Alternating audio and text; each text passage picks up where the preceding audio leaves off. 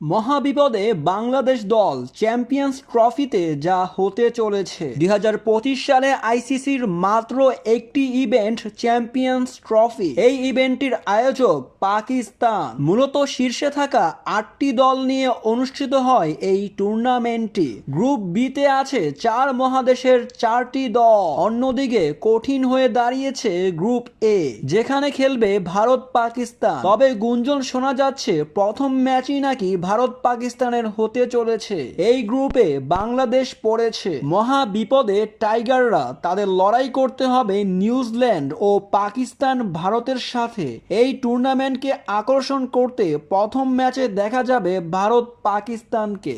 আইসিসির কোনো ইভেন্টে ভারত পাকিস্তানের ম্যাচ মানে পুরো মাঠ ভরা দর্শক, যেখান থেকে আইসিসির ভালো একটি মুনাফা আসে। তাই তো প্রথম ম্যাচেই ভারত পাকিস্তানকে রেখেছে ভেন্যুতে। তবে বাংলাদেশের জন্য মোটেও সহজ হচ্ছে না গ্রুপ পর্বটি, যেখানে তাদের প্রতিপক্ষ ভারত পাকিস্তান নিউজিল্যান্ডের মতো দল।